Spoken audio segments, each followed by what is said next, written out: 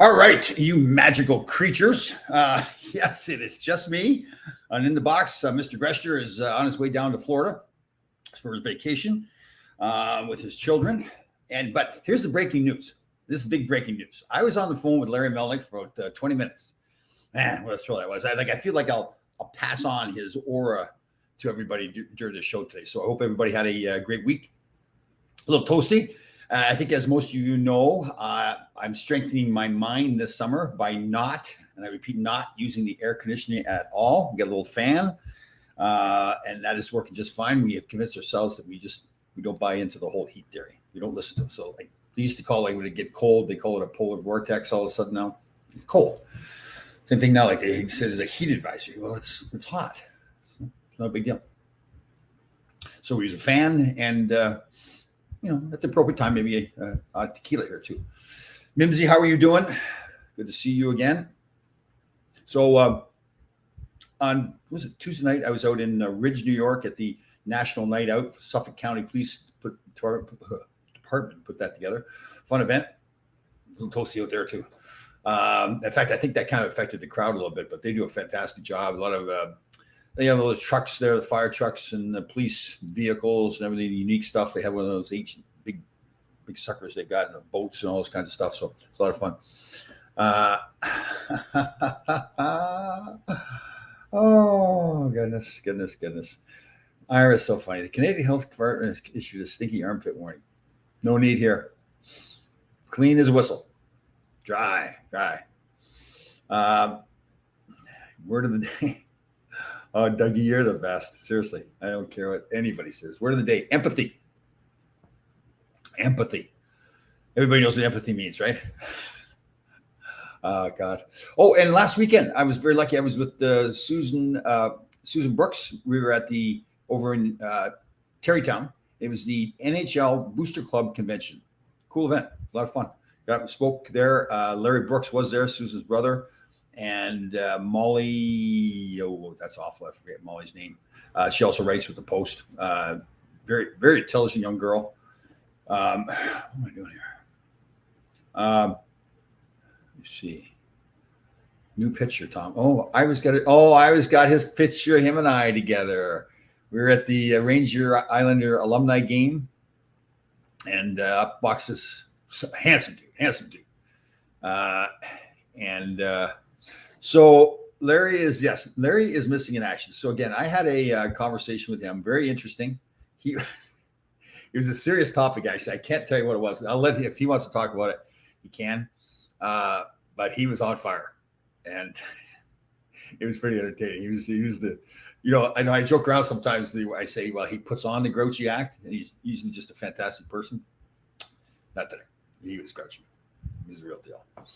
But.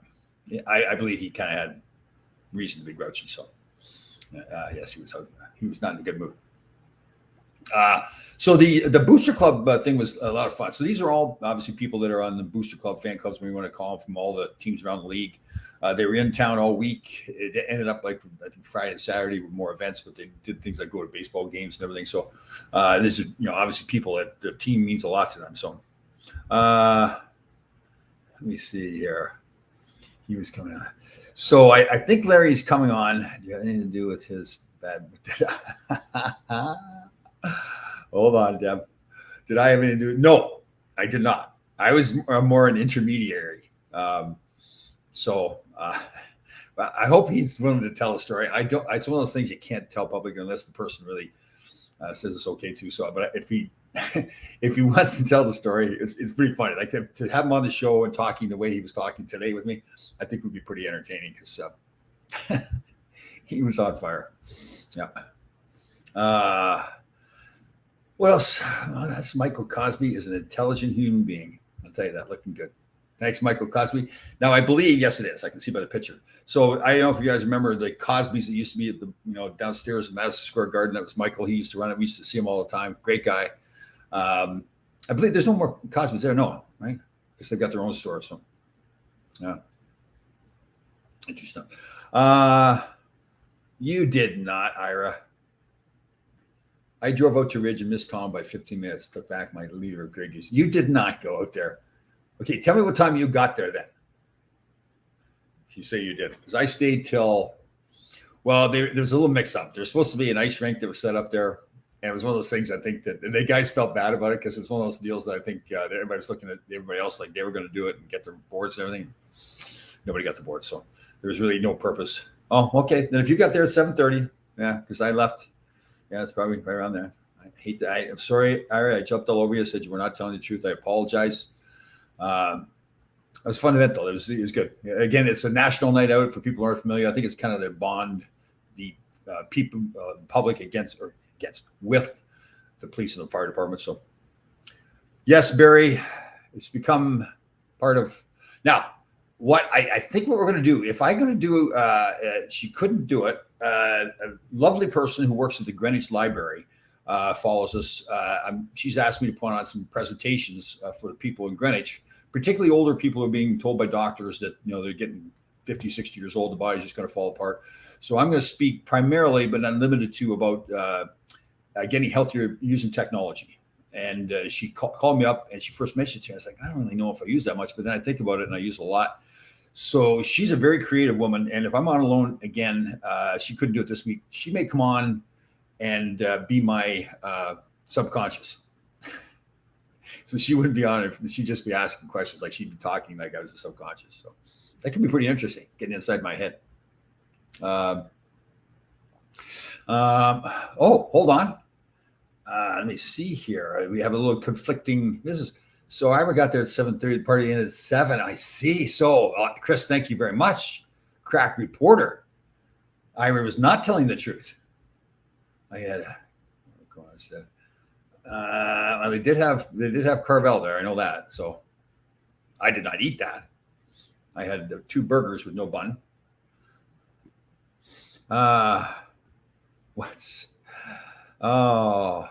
What's on the menu for special someone this weekend? I was requested to make by a friend of ours who works a lot of Ranger events a vegan meal. So I think the thought is right now I'll go with chickpea pasta with all kinds of vegetables in it.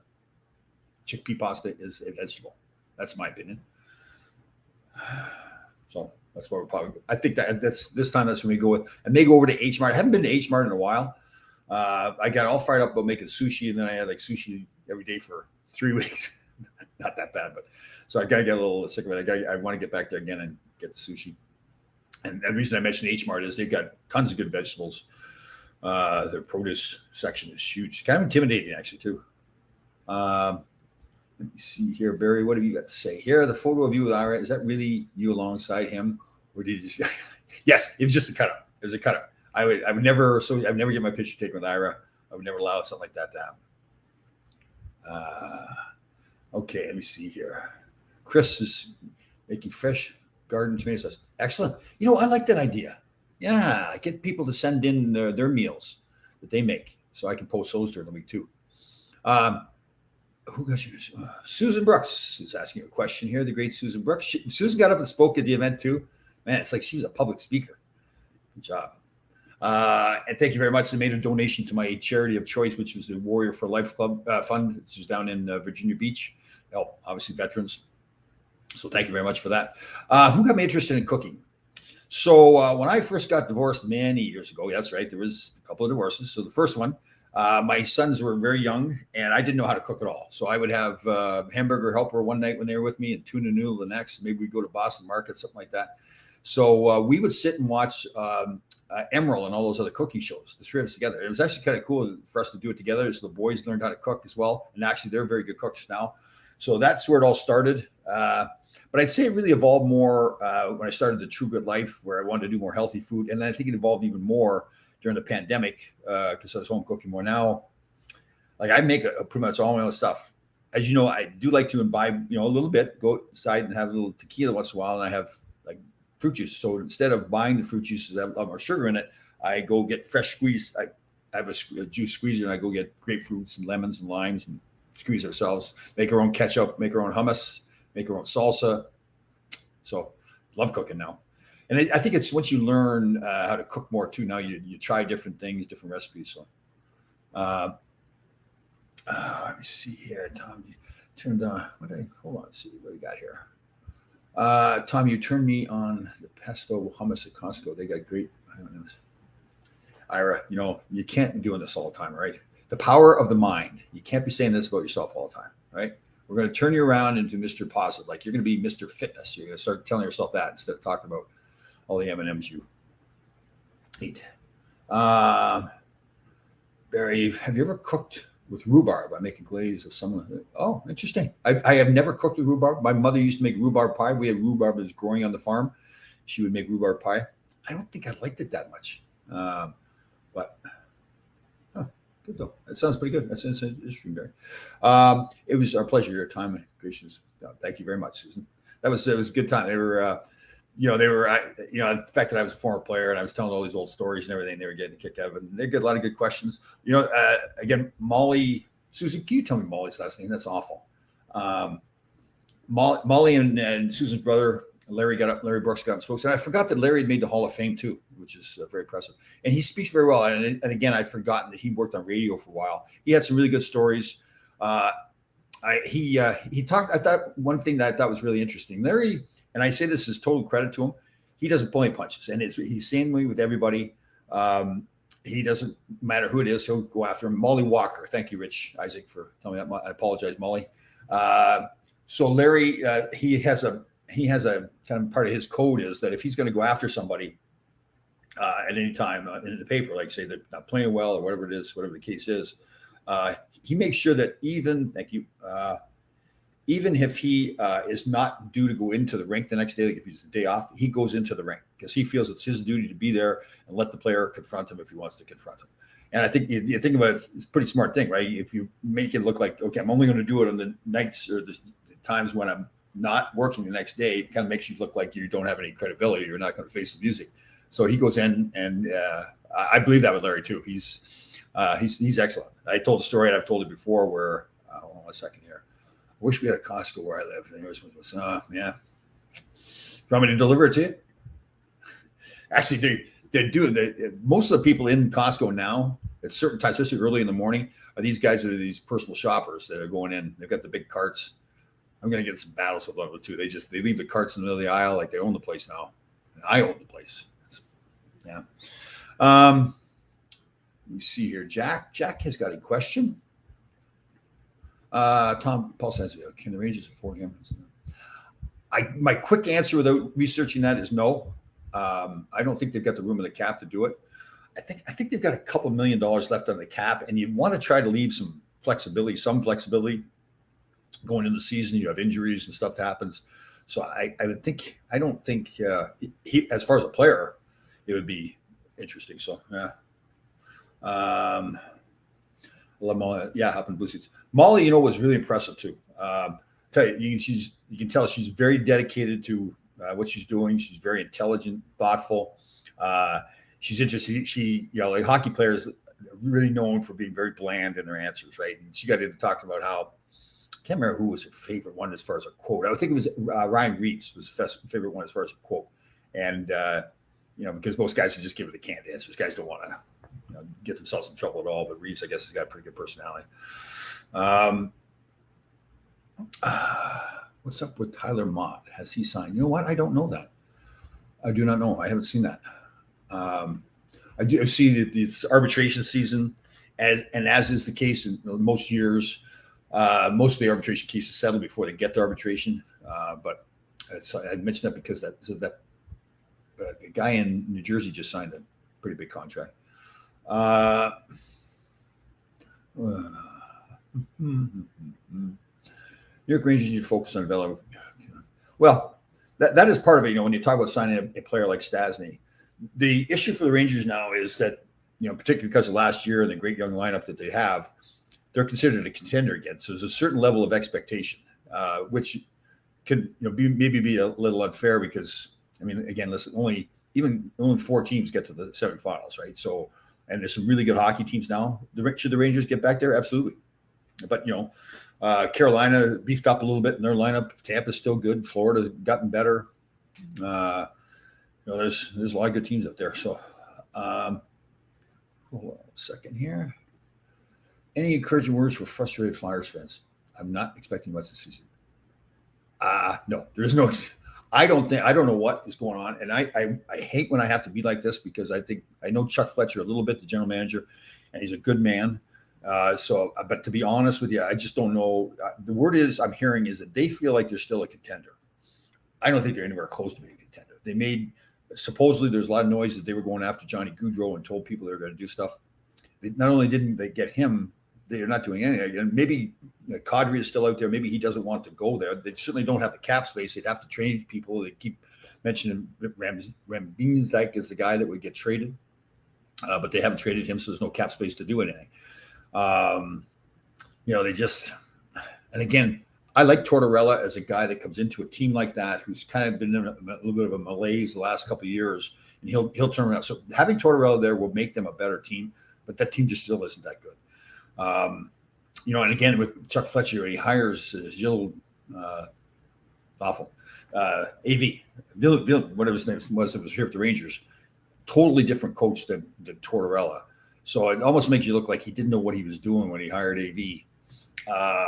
So I guess to answer your question, Tim, I apologize, but I don't think there's any good news there. Let's see here. I am traumatized by the description of the Kotze rookie. I know it's something listen. I had to watch it. It's something you cannot unsee.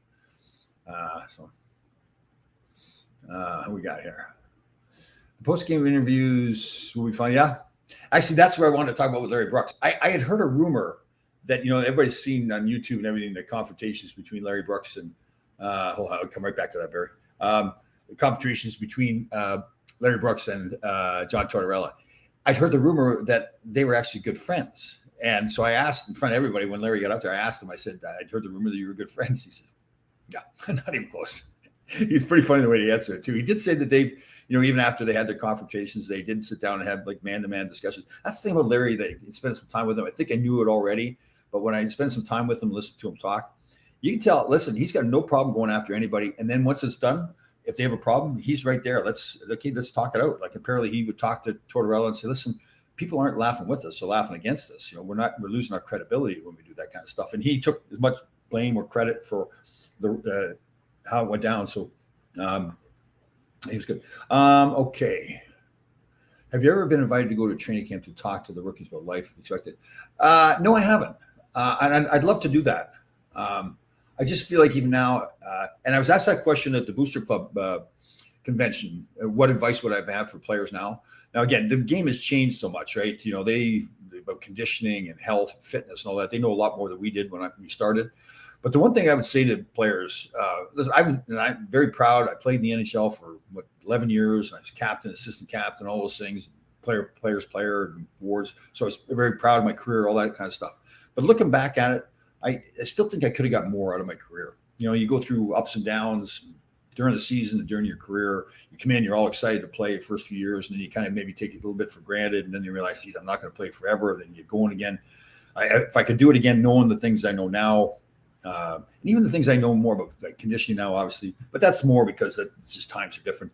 But I would say, listen, get the most out of your career. Like, be able to look back at your career when you're retired and say, I just don't know if I could have squeezed out much more. Like, I had a client when I was in the agent business, Dallas Drake, and I mean this a total compliment to him. He was not the most talented guy, but he really got the most out of his career. Like, he was a captain in St. Louis, just played physical.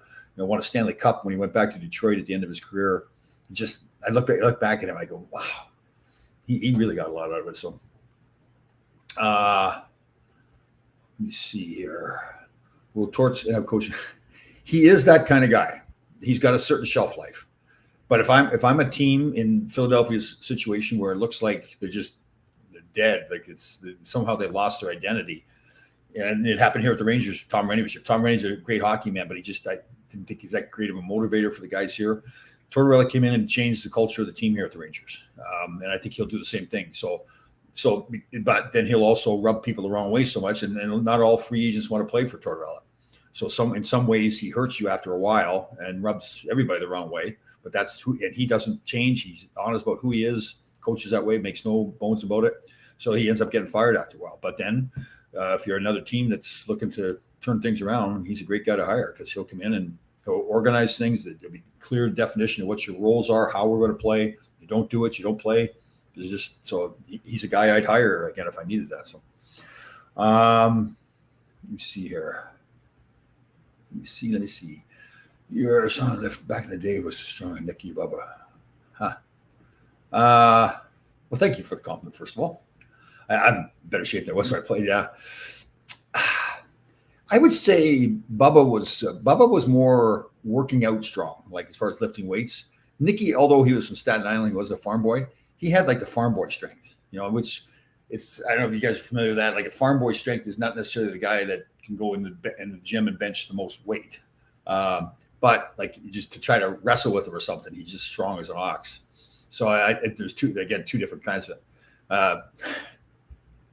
but Bubba used to, he was funny in our training. So he wasn't too big there in Rye Playland where we practiced.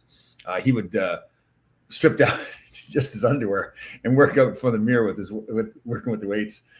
And Bubba had a fantastic sense of humor. And I think more of it was that he was just trying to get a rise out of people. I think he'd have this look like he thought nobody else was in the room, right?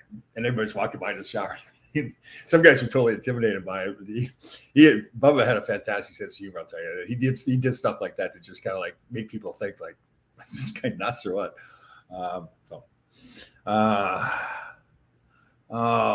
Billy Contradidiac. Oh, this is too serious. We need Larry Melnick. God, why don't you just get a room with him, for God's sakes? Let me see here. What do I have here? Good afternoon, Tile Skip. Good afternoon, Tile Skip. I'm missing that. So that made me one that I'm thinking like, okay, why don't I get that? Good afternoon, Tile Skip. Somebody's gonna explain that. Dan, you get it. Is there a joke there? Was that meant for somebody else? Or good afternoon, Tile Skip. That's good. Okay. Well, we're gonna stay on that. That's did they have a parents' way back when you played? No, there's no fathers coming in, no mother's trip, no father's trip. So I know I told the story a few times. So my father became known as Chief Laidlaw. He was fire chief back in my hometown. So we had a thing with the Rangers where when the parents were in town, the fathers would come into the practice rink and hang out. We'd introduce everybody. The players get traded, introduce new people. And we just always introduce him as my father's Don Laidlaw. So Steve Baker, who's a fantastic guy, his father was a doctor. And as is the case, you introduce people as Dr. Baker in his case. But of course, us being the smart asses, it was just unusual for somebody to be introduced by their job title. So he brought him in. He said, "This is Dr. Baker." So of course we made fun of him, and every other father that came in after that had to be named as his title was. So my father became known as Chief Laidlaw because I started calling him Chief Laidlaw. I called him Chief right till the day he died. We had I thought it was Mike Rogers' father made cardboard coffins or something like that. So he became known as Cardboard Coffin Maker Rogers. So it got to be pretty funny because guys came in. Some of the jobs fathers had some. Okay, Susan, now let's get out of here. I need to vent here a little bit. How are the dogs? Okay. So last night, an old friend, haven't talked to in a long time, sitting on my back deck. It's nice and hot. It's hot, happy hour, probably an adult beverage going. And we were FaceTiming the friend. Well, the neighbors and so Pepper, the neighbor that lives farther away, comes over to visit the neighbor that lives right beside me. They've got a little dog. They're all out on the back deck. Well, it turns into just a free-for-all. The dogs are loose, running all over the place, squealing, barking a little bit. But I kept my composure. Everything was good. And I think they realized that they kind of overplayed their hand a little bit, took the dogs inside. So we had peace and quiet after that. So, but we are going to have to – actually, I had to re-sign my lease today. So I took the time to read the lease, and there was a section about animals.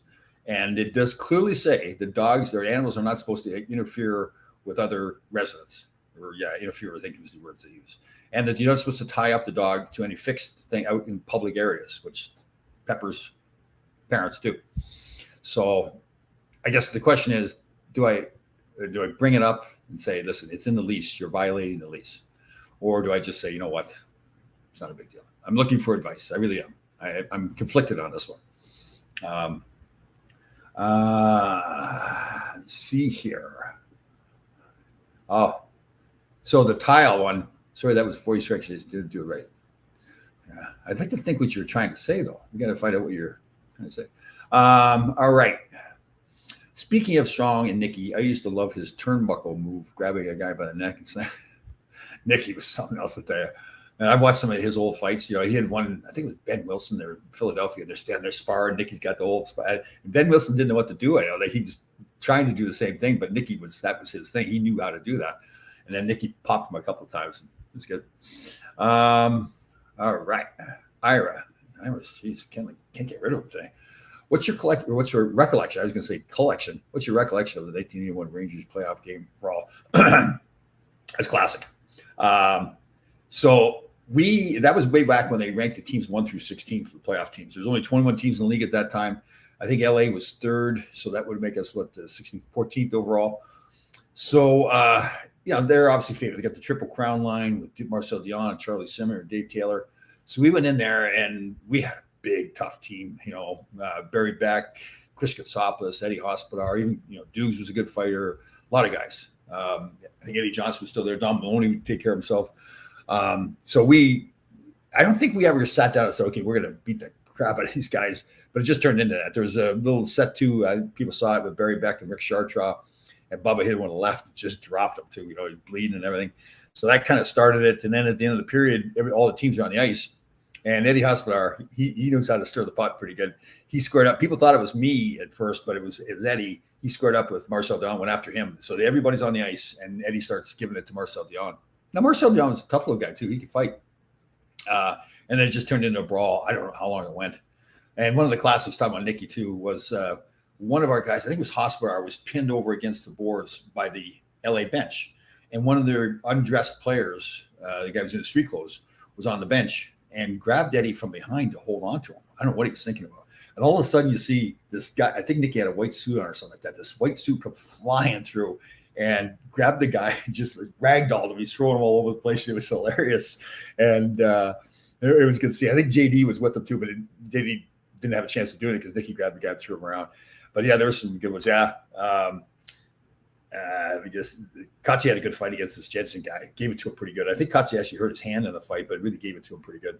So it was the funniest line was Bill Chadwick. This is going to set the game back 20 years.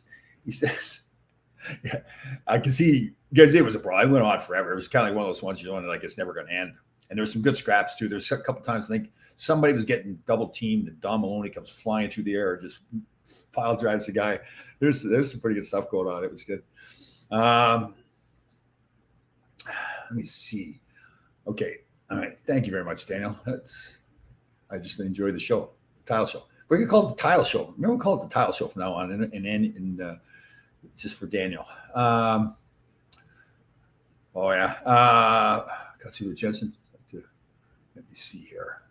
Just talk to the neighbors and ask them to fix the situation. There's very few spray off lease. They need to be good neighbors too. See, Deb, I'm with you, but I get the impression that they feel like it's like everybody enjoys the dog. Like they clearly love their dog, Pepper, and when the dog starts to bark, like there's hardly any effort to get the dog. It's almost like they're encouraging. It's like they think it's cute. So I'm assuming they don't think there's anything wrong with it at all. They're the people I gave half the watermelon to, and thinking it was going to, maybe do something, but no. It was a funny scene last night when I was on because the person that's on FaceTime with me was like looking at me like, what is going on? Because the dogs were just going nuts. Like when the two dogs get together, the one starts barking. They got out from the back deck and were running around. So yeah, it was,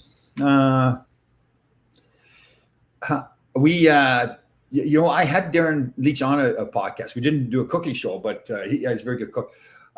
Sad news for him. I think he posted online. I think he lost his father recently.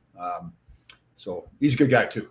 And he's a good cook. Yeah, he's a stay-at-home father, so he's really the same thing. He kind of taught himself how to cook. Let me see here. Susan, as a player, how would you feel playing in a home arena that's well, I guess they've got to do it. It would be weird. Yeah, it'd be almost embarrassing, I think, where, Calgary did it when they first moved to Calgary. They didn't have the Saddle Dome built yet, and they had the old Calgary Corral. And I think it was something like that too, something around 5,000. but it was kind of an intimidating building. They had a big team like Willie Plett and Ken Houston and Tim Hunter and all these guys. The boards were like cement, and they were higher than regular boards. So kind of an intimidating place. I don't think that's going to be the case in Arizona that Susan brings up. But, the league, I think the league has done some fantastic things, the outdoor games and all that kind of stuff. I just, this to me is a little bit embarrassing that an NHL team has to play in that, but I guess it's just unavoidable. I have heard noise that it's only going to be for 1 year, and that either they get an arena deal done and then, or they move the team.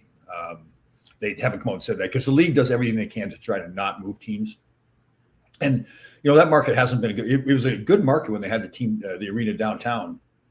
But since they moved it out to Glendale where they were, the thought process was, I guess, that, that area was going to expand, and the people living, all the homes that would be built out towards Glendale, which just never happened. So let me see here. Favorite ref and linesman. Huh. So there's a lot of good linesmen. There's a lot of good guys. Ronnie Asseltine was good. Ronnie Asseltine was a guy, and again, I think they still get relationships with the guys, but he was really like a fun guy to be out there with. There's a couple of instances with him. There was one in Toronto. I've told the story where Mark Osborne, who I played with, is now in Toronto, and Eddie Olchuk was in Toronto too. And something happened, puck went over the glass or something. So everybody gets together to kind of argue their case and say, no, this is what happened. So everybody's going back and forth. And no, it was Scampanello, Ray Scampanello.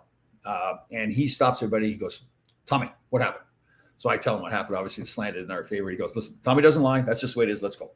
And Mark Osborne and Eddie Olchuk were just looking like, what the heck is that? What do you mean Tommy doesn't lie? So he was good that way. And we also had another one. We were in Montreal, and I was playing with LA, and Gretzky got traded there. It was a Saturday night game, and we were one of the top teams in the league. You could feel the buzz in the building. And I was on the bench ready for the opening face-off. And Scampy turns over to me. He's at the blue line right there on the ice. He goes, Tommy, this is unbelievable. And he was all fired up. Like, he really got into the game a lot. There was a lot of good guys. So Pat DePuzzo's another one, William. Yeah, he's a New Jersey guy. God, it's so many guys. So referees, same thing. Kerry Fraser was good. I got to have a good relationship with him. I told the story about how in LA, off a face-off at center ice, the puck came back to me, and it just exploded. Cement hands went to work, and Yuri Curry came in, picked up the puck, went in and scored on a breakaway. And so we obviously got to go back to center ice for a face-off again, and I'm still on the ice. And Kerry Fraser stood there intensely, wouldn't drop the puck. And I'm yelling at him, drop the puck, because now everybody's staring at me like, what an idiot you are, Tom. And if the play gets going, then obviously now the play at least is moving on. And he was standing there laughing at me. And I'm yelling at him, stop the puck. So he was a funny guy too. John D'Amico was a great guy. Michael, yes, thank you. Wally Harris was good. Thanks, Jack. Yeah, a lot of good. You really got to have relationships with them, those guys. I think about more and more. And, there's times you get mad on the ice and you say stuff to them. And in most cases, either they just understand it's just you're mad, or you go over and apologize, or he'll come over and you go like, geez, you're a little upset there, Tom, or what? So they're good guys. So, oh, yeah, that's right, too. Oh, going back to the brawl in L.A., I saw this, Michael. Yeah, if they go back to the rule book there, then nobody left to play the hockey game. Chadwick said, yeah, because everybody, I think once there's a fight, you're all supposed to separate. That never happened. So let me see here. Worst line. I know what you mean. Kevin Collins had this thing. Most linesmen would, okay, two guys want to square up and fight, let them go. Well, that's some of the scariest words. Okay, let them go when you hear that. But Kevin Collins had a habit of always trying to step in and break them up. And, of course, the fans didn't like that because these two guys are standing. And the players didn't like it either, too, because sometimes I understood why he was trying to do it. But sometimes if you didn't have the second linesman there to make sure it's fair that both guys get held back, one guy maybe getting held back and the other guy isn't. So John D'Amico, yes, we talked about him. That's some good names here, yeah. Bruce Hood is a good guy. Yeah. I can't remember who the referee was one time. I was playing, and I think it was early in my career too, and I wasn't playing too well, and referee, he did something, I don't know, made a call against me, and I was giving it to him. And he goes, Tom, you need to worry about your own play right now. Don't worry about what I'm doing. And that pretty much shut me up pretty good. I realized, yeah, you're quite right. But yeah, the referees and linesmen are really good. And again, I still think the players have some kind of a relationship with the referees and linesmen, but what we really did, they became, you get to know them so well, and you help them on the ice. If again, like instead of the referee having to skate all the way down for a puck or whatever, you try to help pick it up and help him give it to him. And let me see here. 1997, Chadwick almost had a fight with Dave Schultz. Burt Wilson bloodied Ted Ayers. It was nice to Chadwick and the players. Oh, is that right? Oh, I didn't know that. Oh, very interesting. Bill Chadwick. I did a radio show in Long Island with Bill, and it is always rumored, and this is unfair, that he one time went to pick up the microphone and picked up his beer instead.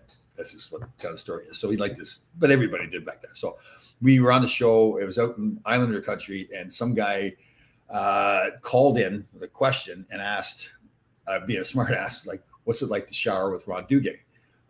Bill did not understand the question and just turns to me and goes, well, what is it like, Tom? And like, you know, I was younger than two, and I don't know how I scrambled out of it. I don't know what it was. He was pretty funny. Leon Stickle, yes. Michael. Bill McCreary, yes. Good guy. Let me see here. You have to coexist with the dog. You're talking, Kathy? I think you are talking with the dog. Well, yeah. I guess, you know, I look at it that listen, I love dogs. I know they love their dogs. We all are living in a condominium complex, but there's a lot of things we have to deal with. I'm up at 3:30 in the morning. I'm out slamming the door, shut my car at 4:10. So some people don't like that.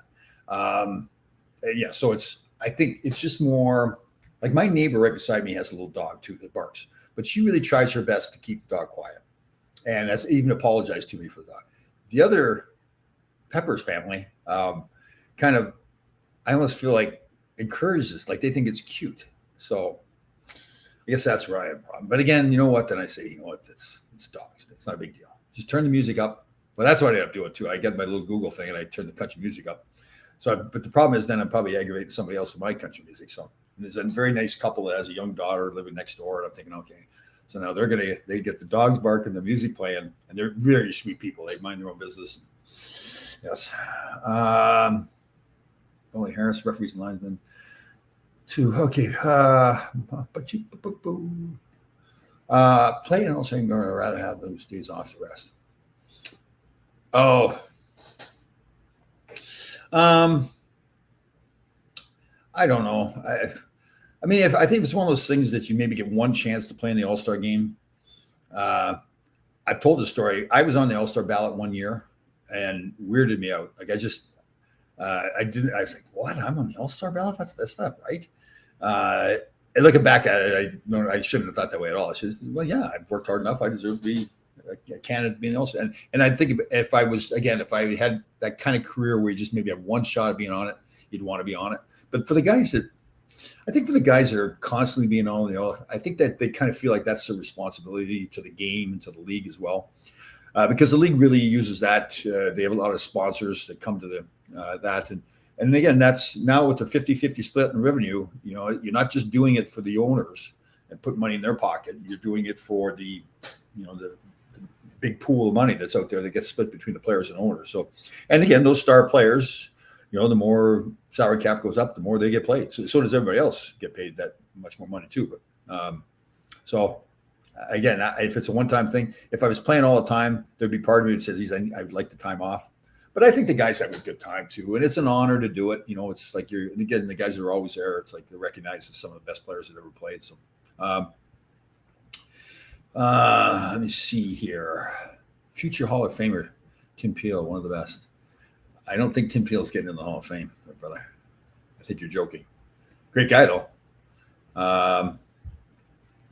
Any Paul Stewart? No, I don't have any Paul Stewart stories, John. I don't think he must have been refereeing. I just don't remember running into him. Let me see here. Regarding the dog, 1982, say something. 2022, have to stay quiet. You're famous today. Yeah, well, I thank you for the comment. I don't know if I'm famous, but that is part of my thought process. Like, I don't want people like I you know, especially all the true grit life stuff go. It's all about character, discipline, and everything. Here's Tom Laidlaw complaining about a dog, right? So, I've told you the story too, and I wasn't very proud. It turned out all right, this story. But when I first moved in, there was a really nice couple from South Africa who had 2 young children. And one day, there's it's a condominium complex. So there's open areas that are free for everybody to. So about 5 fathers were standing outside, and they were watching all their kids run around, and they're running around outside my front door. And I'm never like this. I don't know what got over me this day. I went out and I said something to the fathers. I said, "Do they have to play right in front of the house?" And they said, "Well, we'll move them, but we don't have to move them." So I really didn't think too much of it. And then a couple of days later, the one little boy, cute little boy from a South African family, he was out playing, and I'm walking by, and his father's standing in the background watching us talk to each other. And the boy goes, "I know who you are. You're the man that made us move the other day." And I looked at him. I felt like, what an idiot. Like, it just came over me what I'd done. Like, this little boy, that's his only vision of me. So I apologized. I said, "Listen, I should have never said that. You could play wherever you want to play." The father's watching me say this.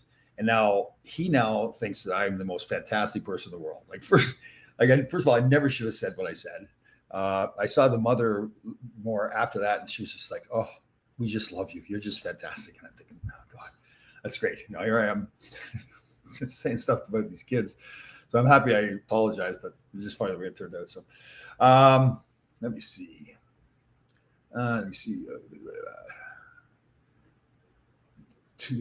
Tom. I think he means Tom. There's an M on the end of that Tom, but it's minor detail. Don't worry about that. We know what you mean. Two does not want to want all the auto seekers banging on his door, trying to keep low profile. Yeah. No off there today. No, like TOM. It's that little thing. It's right on the end of William. It's the same thing. You got an M on the end of your first name there. Okay. Too bad Gresh is off today. He would know Paul Stewart and fights. Yeah. Paul Stewart said he fought on and off the ice. Could be. Funny man, too. I've seen him at some events. He's a real funny guy. Okay. That's funny as Larry Melling. Who leads the league in topless photos? You or Mark? Mark Messier? Rod Brindamore might be up there, although I think I'm giving him a run for his money. But and you know what the funny thing is now too? It's like I feel like I'm compelled to take my shirt off because people, especially some of the guys in the show, give me a hard time about it. It's like, that's coming off. It's coming off. Yeah. And especially I'm in the gym in the morning by myself, and there's a lot of mirrors around. So yeah, definitely. I think it helps with your training. You see the muscles that you're working and everything. Let me see. Thank you, Kathy. I think you're talking about my incident with the little boys. Yes, it was. When he said that to me, the little boy, I was like, "Oh, what a jerk I am." Oh no, was Pierre LaRouche the only player allowed to cigarette? No, not in those days. No. Some guys wouldn't wait till they walked out of the arena. They like to smoke their cigarettes. Let me see here. That's right. Empathy. Empathy is the word. Empathy. Thank you, Susan. What about? Okay. So Bill just puts out Putt and Vink. So Putt and Vink is Mark Putt and Vink that I do a show with on Tuesdays or Monday. Monday I do it with him. Putt and Vink. There's something, just Putt and Vink.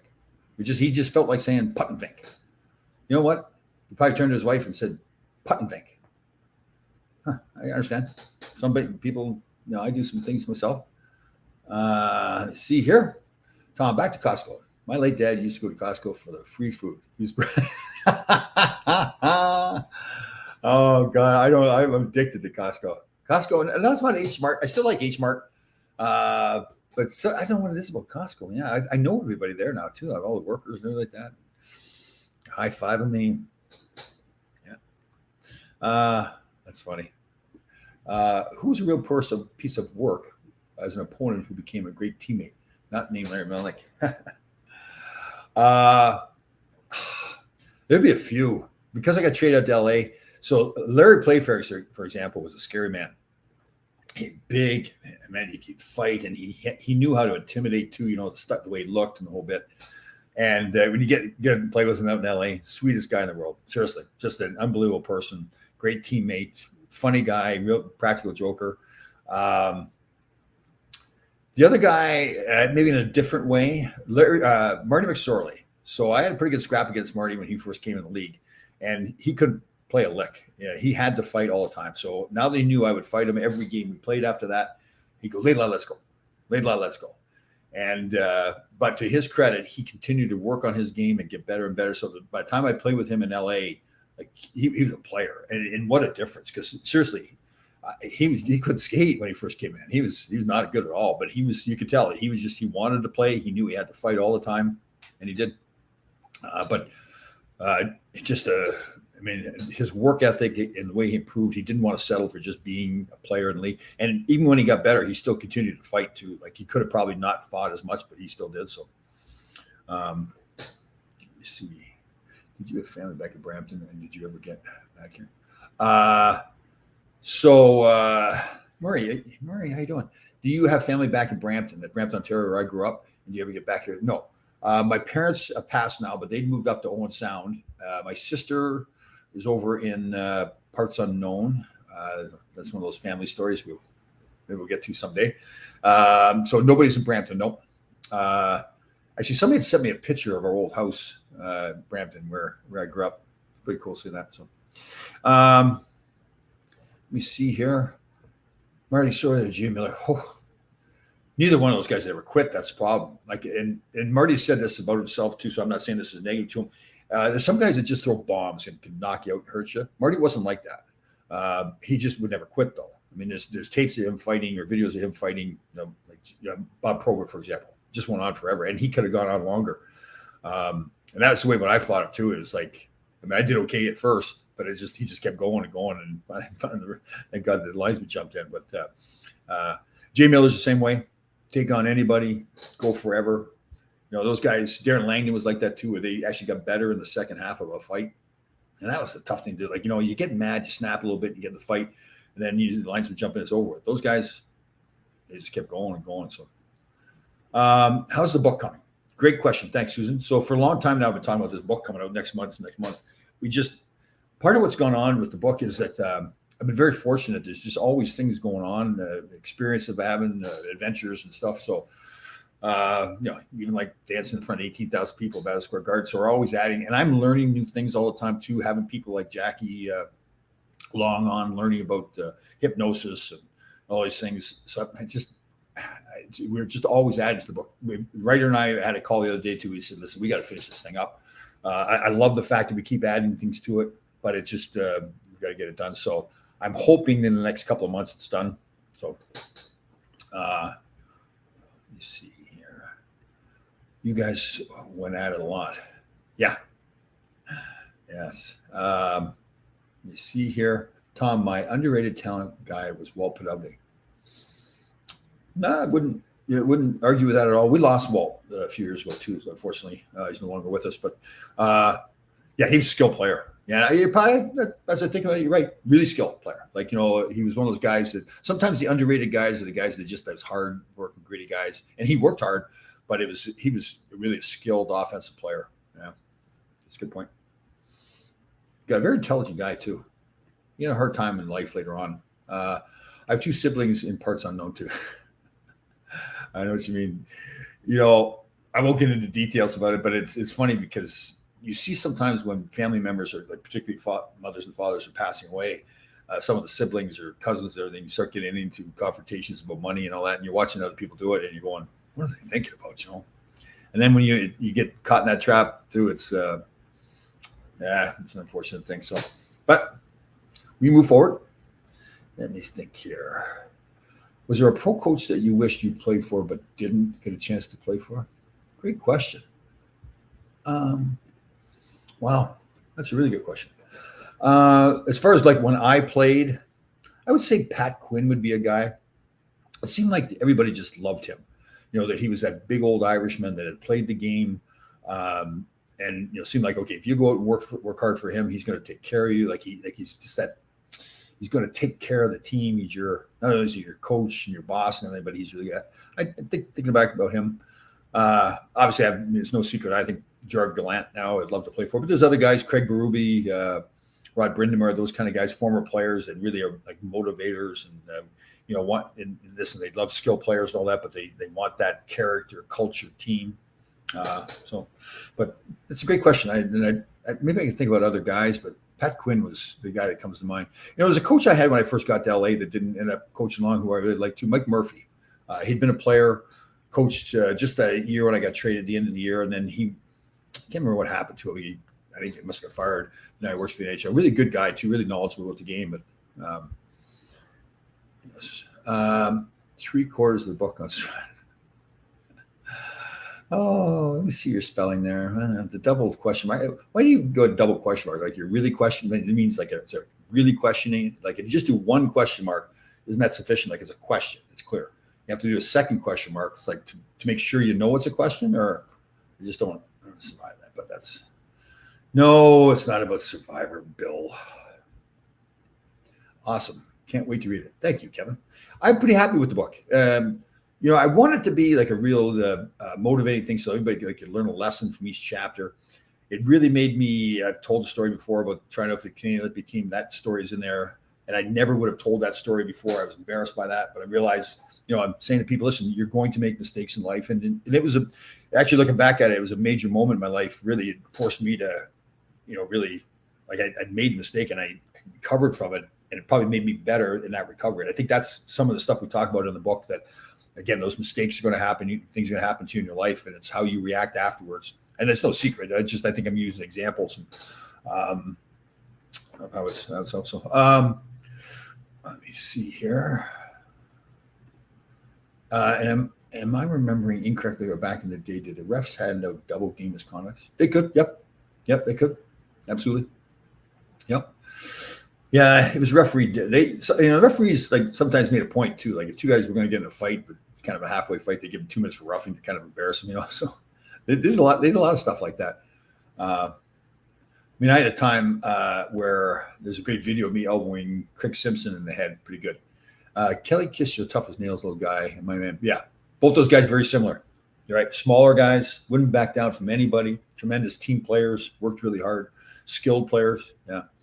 So yeah, there's a video where in a playoff series I was with the Kings and playing against Edmonton, and Timmy Waters and I were partners, and we were always playing against Craig Simpson and Norm Lacombe.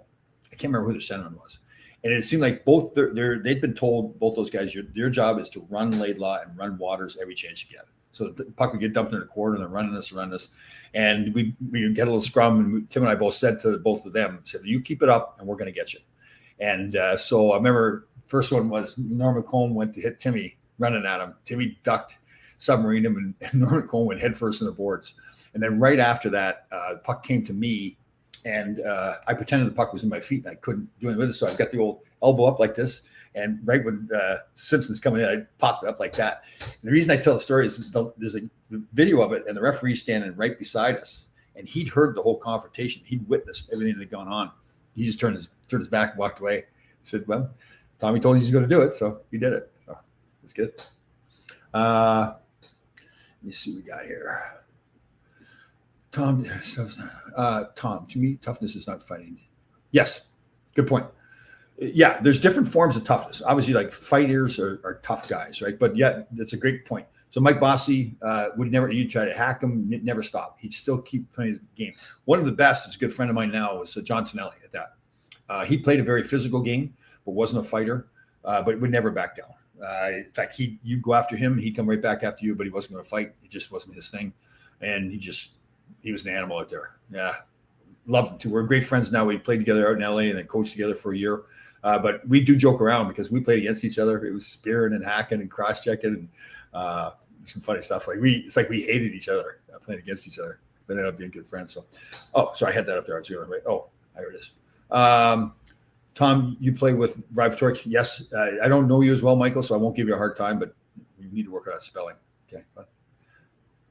Kotradidiak, if he'd done that, it would have gotten major. Yes, I played with Robbie here in New York.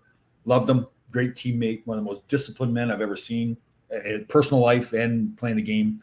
And then he coached me in LA. Great guy. Tons of respect for Robbie.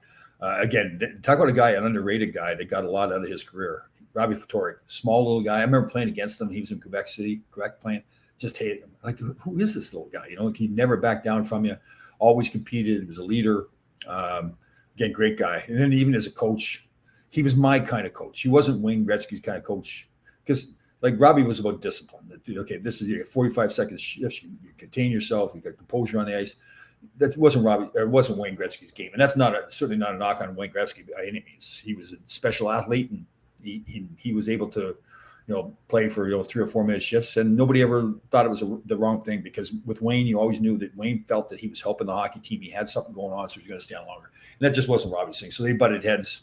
There was the famous game in Detroit where Robbie benched Wayne for the third period, and we're all like, "Oh God, Robbie, don't do it." But at the same time, you kind of respected Robbie for it. And Robbie even told me, he said, "Listen, you're always going to get fired as a coach. You might as well go, do it your way, and then." You get fired, you get fired no matter what. So, and to Wayne's credit, the owner of the team wanted to fire. I didn't know this, but the owner of the team wanted to fire Robbie after that incident. And Wayne said, "No, don't. You can't do that, because then it makes it look like, I'm getting him fired." And Wayne had stuff happen to him before. He always handled. He can get mad about stuff. I mean, but he's like anybody else. He's a professional. He'd come back after it. So,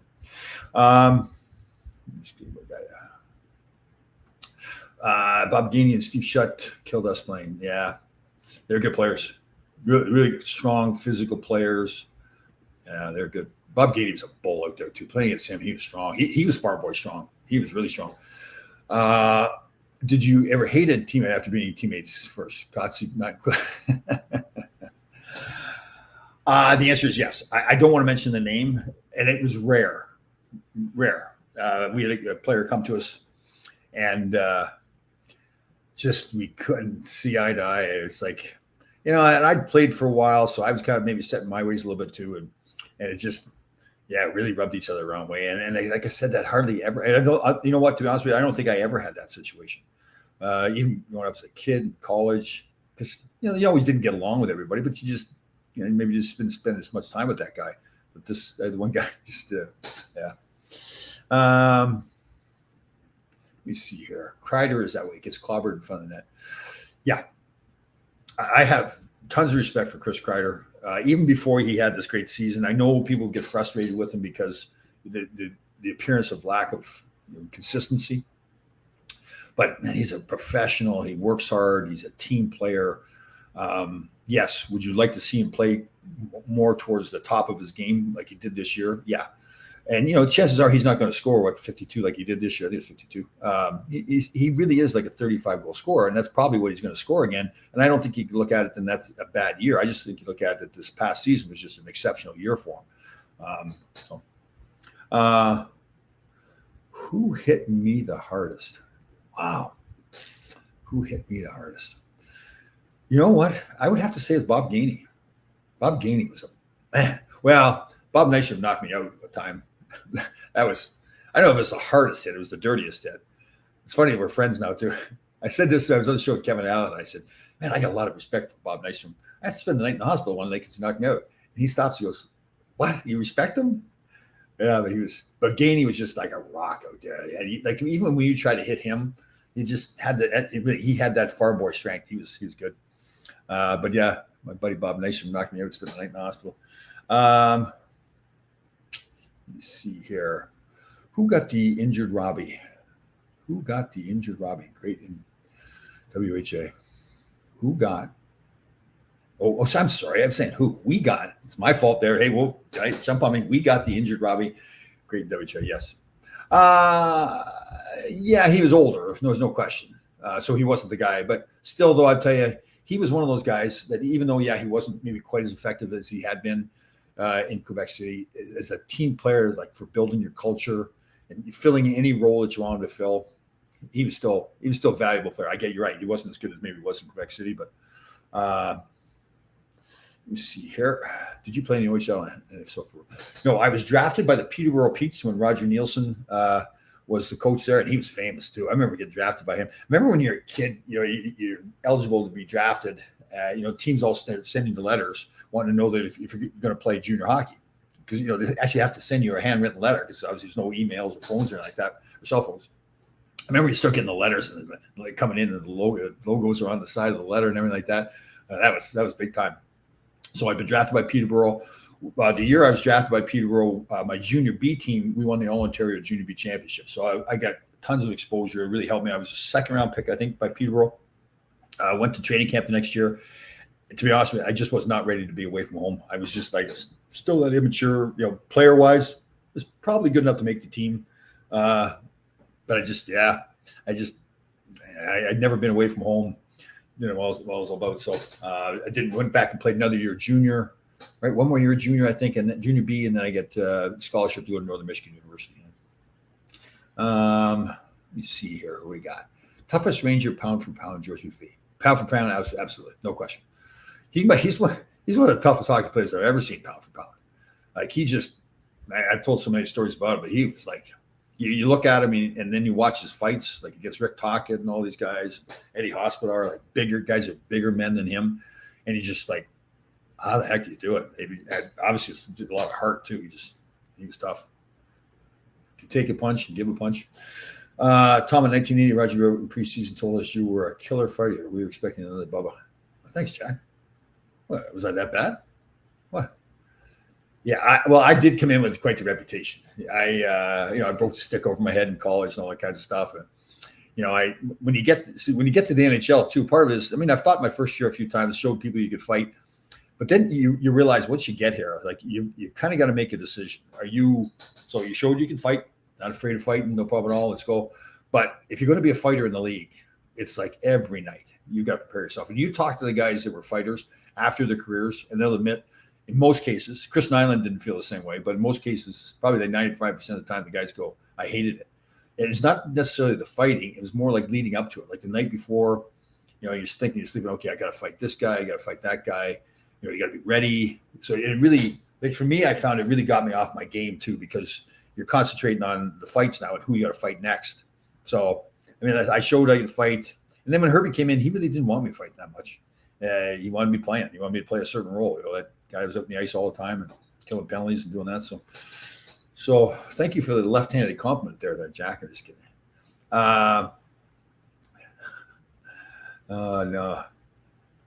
No. Jack Daniels, somebody heard about me? No, that's not true.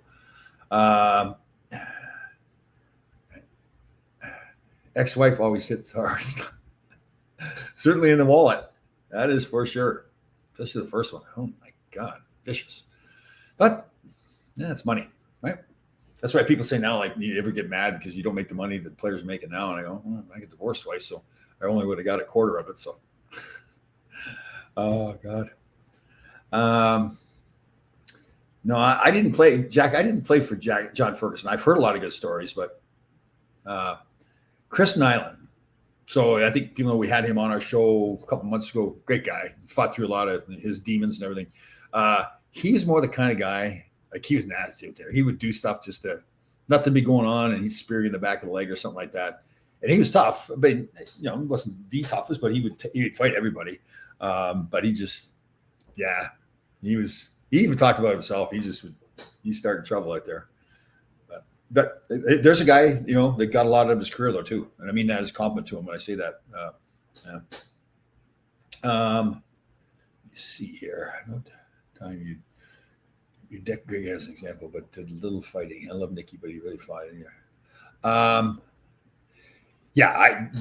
was not. I showed I could fight, but I didn't fight that much. I probably thought, coming in like in college and that, like I thought it was the toughest guy on the planet, right? And then you get here and you realize, okay, if I'm going to fight, like I've shown I can fight, but if I'm going to fight all the time, and like it's, every time I play the Islanders, it's Gillies and Nystrom and Dave Longem and Bob Bourne. Play at Philly, it's the whole team. You go up to Boston, it's Terry O'Reilly and John Wensick and Stan Jonathan. So every time you go someplace, so it's like you don't realize that before you get to the league. I'm sure you can fight, but do you want to be doing it every night? And like I said, you have to be able to do it in a way so you can still play, they still function like mentally. So, yeah. Let me see here.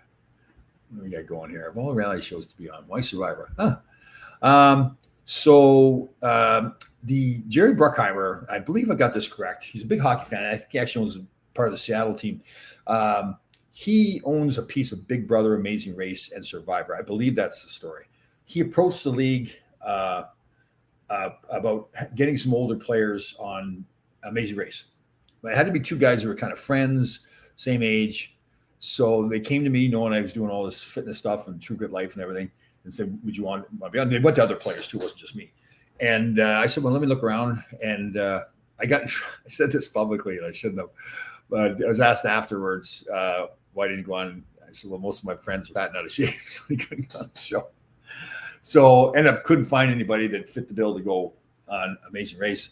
So then they asked about Survivor. Well, actually, I had a gentleman working with me doing some marketing for me. He knew somebody that was tied to Survivor somehow. So it kind of circled back that way. So that's how it all started. You have to send in a tape, like a demo tape, which kind of show your personality. And then they bring you into LA for 5 days for casting, if they go that far, and made the show. Let me see here. Thomas Tuesday has been a regular fighter. The role would have been a waste for him to play. Well, thank you. Nicely signed. Nicely signed. I wonder if that's somebody that knows where my chicken. Yeah, that's kind of sums that. That was very well put. Yeah, like most guys, then I could fight, right? But there's a difference between being that fighter. And again, you're right. It's the mental part there too. It's like, my job was to be that consistent, steady guy. Sometimes you get that fighting mood. It's like you're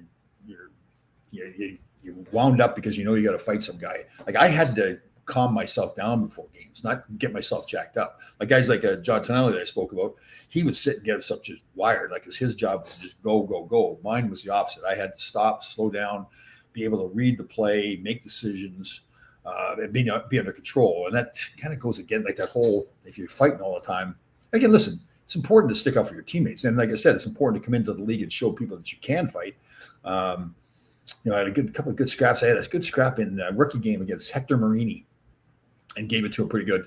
And I was just been playing in the rookie games at that point. And once I had that fight, it was Freddie Shure was the coach at the time. So once I had that good fight, then they put me in the big games. Because, at that time they wanted to show that they want to make sure that you were going to fight. So, let me see here. We're going to, we got lots of questions coming in. Oh, Michael, man, brother. Whoop. I know you mean who. Who are the toughest guys you played with and against? Okay, toughest guy I played with. Well, again, there's that toughness question. So probably like Barry Beck was probably the toughest around guy that could really play. That wasn't just a fighter, right? He could play the game, could hit, power play, penalty kill. Like he was an all-around player, as tough as anybody. So I'd probably have to put him up there. Against, I think I said probably Clark Gillies.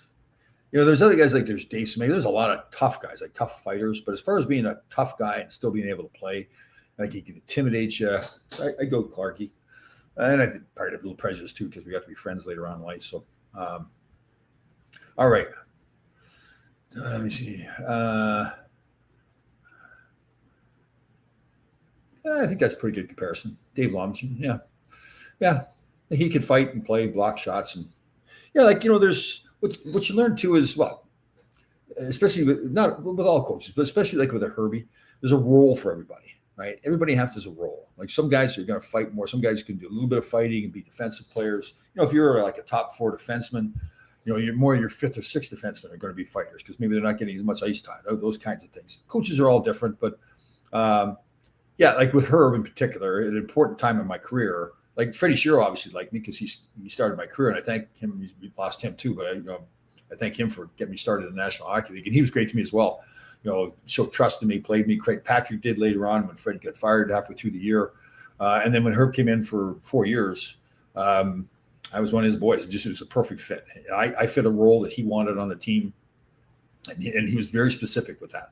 Like he had a meeting one time, his father had passed away and he left the team for a few days for his father's funeral and came back and was making a speech before the game. He talked about how when he was in the church, he saw the stained glass windows and all the little pieces. And he envisioned that all the pieces were, different players on the team and all came together to make the window. And so all the different players of the team came together to make the team.